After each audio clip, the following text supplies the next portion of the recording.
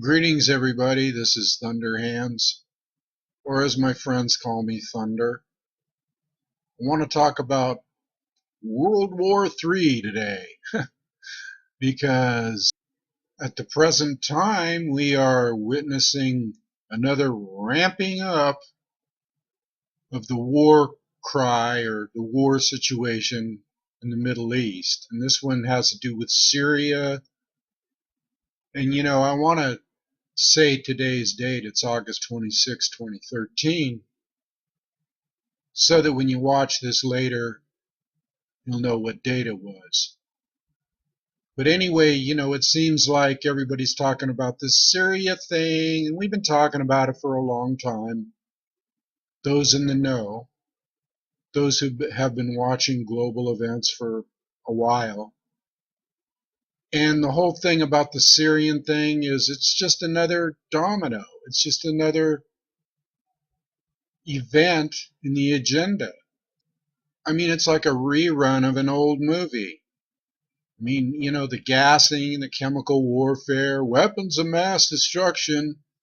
Only this time the UN didn't even get to go in. I don't know if they went in last time in Iraq, but this time they tried to go in. I guess they did go in, but America's saying it's too late, and they got the warships grouping over there, and everything ready to, everybody's ready to hurl some missiles at Syria.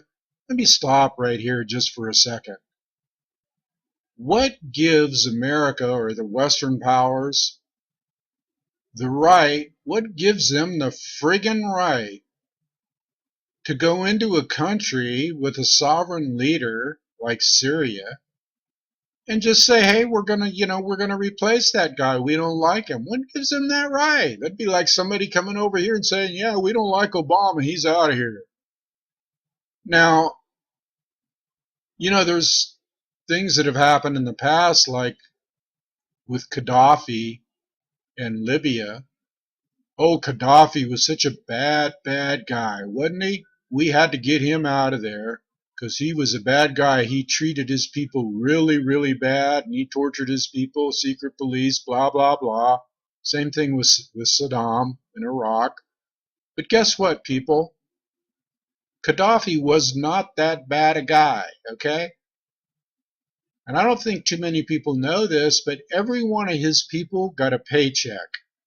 Every person in that land was supported by Gaddafi. They got a paycheck. There were no homeless, weren't people starving, and everybody had a home, okay? And he also was switching to a different currency other than the dollar, which is collapsing, which is the whole reason they went in there, probably. Now look at Libya. It's in chaos. There's no leaders. There's all kinds of factions warring with one another. The people are hurting. Look what they did to that country. And now they want to go into Syria and next Iran. And why? You got to ask yourself, why do they want to do this? Why? What business is it of America to go into these countries and just create havoc? Now, in case you didn't know it, they go in and destabilize through covert ops and all this different kind of thing. They have the Free Syrian Army over there, which is supposedly the good guys, going against Assad, who is the leader of Syria, or the president, or whatever they call him. And all these Syrian rebels, which are comprised of all kinds of different factions, including Al-Qaeda, who's supposed to be our enemy, by the way. But they really aren't, because we created Al-Qaeda under Operation Gladio, which not too many people know about. So we're going to go in again, and we're going to go hurl missiles, maybe. We'll see, maybe not. Maybe we'll get lucky and not have to put up with this. But it's, I want to mention something here. about World War III. I think we're kind of in World War III and have been for a long time. Financially and, financial breakdown around the world and just chaos and destabilization. All the earmarks of a war, just an undeclared war. But there's hundreds of thousands of people dying. I mean, I'm talking hundreds of thousands of people dying just in Syria. I mean, long before this gassing incident, which was just planned, purely planned by the West, supposedly, I think. I mean, that's just my take on it. Didn't they do this before? Anyway, they want to destabilize, but I just want to drive the point home that there's already been hundreds of thousands of people killed, civilians, babies, men, women, children, people blowing each other up, guys committing horrible acts like cutting the hearts out of people and eating them. Oh, that sounds like fun, doesn't it? And these are the people that we are supporting, that the American government is supporting, and the West. Other people are supporting it too. I mean, you got the UK and the French in there. I mean, it's just pathetic. And this is all they can think about. This is what their mind's on. These people are insane. This is just pure insanity. And what is it for? Is it for oil? Is it for power? Is it for what is it for? You got to ask yourself that question. I mean, people, and don't think it isn't coming to a theater near you. I mean, just because, there's not nuclear weapons exploding over our heads doesn't mean we haven't got problems right here in this country. Big time problems. Cities going bankrupt, Detroit going bankrupt, people losing their 401ks that they worked their whole life for.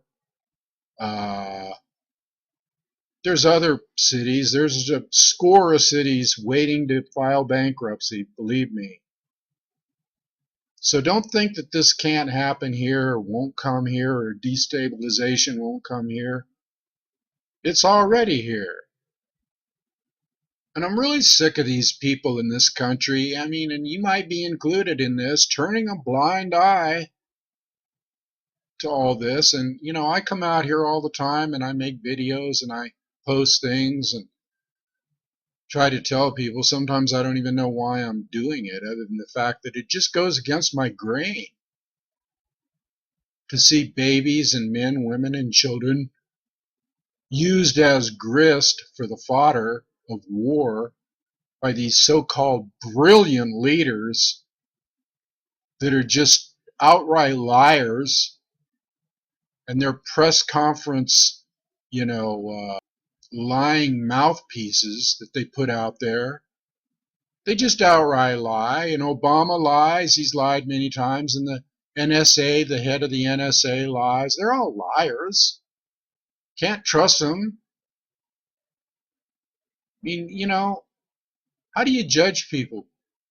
How do you determine what is good for you or what kind of person is good for you to be around? Well, obviously, I wouldn't be inviting these people to my house for dinner. No, I don't think so. And we have the gall to say that people are dictators and that they're doing this and doing that. They're killing people. What do you think we're doing? You send drone strikes into Yemen and blow people apart, little kids, babies. Got pictures of it. I mean, you can Google it, look at it. Put drone strikes Yemen, collateral damage, whatever. I'm sure something will come up in the images that you won't want to see. And you know how many dictators we've supported around the world for our own good? Oh, some dictators are good, and they're not to be overthrown because they fall in line, with the official agenda. But the ones that don't, God forbid them, and God forbid the people, or God help the people that are in that country that'll be collateral damage for their agenda, for their sick, sick agenda. It's getting old, folks. I like speaking out about this stuff because, I wonder where the younger generation of this country is. Not like the 60s. What are they all hiding or something, or playing with them, their little games or themselves or whatever? I don't know. I don't know where their mind's at, but it certainly isn't on what's happening around them. And they need to get off their ass and wake up, get off the couch, get off your computer, get off your little Xbox, whatever you're doing. I'm telling you, they're going to destabilize this country, and it's going to be a rude awakening. I mean, they're already trying to do it with some of the stuff that's going on over here. They tried, to create some kind of race conflict with that Trayvon Martin thing, which was just a big hoax. And I read the other day, and this is just what proves to you that it's a big hoax, is that I read the other day that happened, I guess it happened sometime this week, that a World War II veteran, 88 years old, got beat to death by some 16-year-old black kid. And so that invalidates that whole Trayvon Martin argument completely. And I'm not racist, I just look at what's happening out there. But where was Obama about this? So, why didn't he speak up about this? And this man was an 88-year-old World War II veteran that defended our country. It's just insane. I'm just going to say this, whether we attack Syria, this week, next week, or whatever, there will be more war and there will be more destabilization. In fact, we are in World War III in a different kind of way. So let's just think about that and not, stick your head in the sand. I'm here to inform, that's all. And so that's what I've done today. Now, before I go, I'm going to do a quick plug here for my website, www.spiritofcrazyhorse, all one word.com, spiritofcrazyhorse.com. Appreciate your donations. That helps me to continue with this show. You can click here on this book to go and see, all about my seminars. And here's my email. This here is a newsletter you can fill out. And this is my book, Listen to the Wind, Speak from the Heart. My other book up here is Emergence. So go to spiritofcrazyhorse.com, and if you can, I would appreciate, there's some blog talk radio shows. Most of those that I've already uploaded to YouTube, though, if you want to go to my channel at YouTube, Roger Thunderhands Gilbert. So just click on the channel thing there. Leave your comments. They will be moderated for trolls. Anyway, this is a little bit about me here too, in case you want to know more about me.